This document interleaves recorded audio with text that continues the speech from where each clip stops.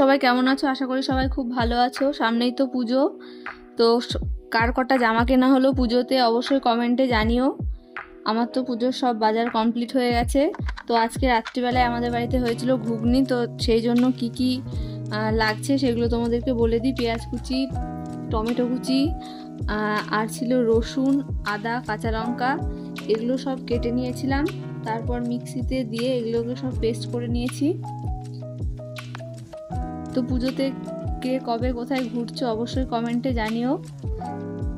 তোমাদেরকে কথা বলতে বলতে মশলাগুলো পেস্ট করা হয়ে গেল। আর ওইদিকে মা মটরগুলো সেদ্ধ করে রেখেছিল, ঘুগনি হবে সেই জন্য। এদিকে কড়াই বসে গেছে, তেল গরম করে ফোড়ন দেওয়া হয়ে গেছে। আর তারপরেই যেই মশলাটা বেটে রেখেছিলাম সেটা দিয়ে দেব। মশলাটা দেওয়ার পরে ওতে হলুদ গুঁড়ো দিয়ে মিশিয়ে নিয়েছিলাম। তারপরে দেওয়া হয়েছে স্বাদ মতো নুন। সব কিছু ভালো করে মিশিয়ে মশলাটা হালকা কষিয়ে নেওয়ার পরে ধনে গুঁড়ো দেওয়া হয়েছিল। তারপরে তো বেশ ভালো করে মশলাটা কষাতে হবে, সব কিছু একসঙ্গে মিশিয়ে নিয়েছিলাম।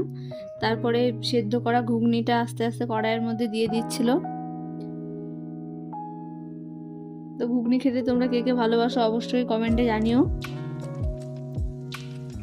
মশলার সঙ্গে ভালো করে সেদ্ধ মটরটা মিশিয়ে নিতে হবে।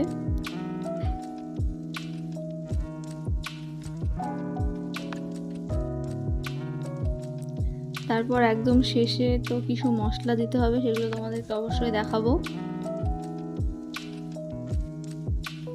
একদম লাস্টে দিয়েছিলাম কাসুরি মেথি, তারপরে ছিল গরম মশলা। এই দুটো ভালো করে মিক্স করে নিলেই রেডি একদম ঘুগনি।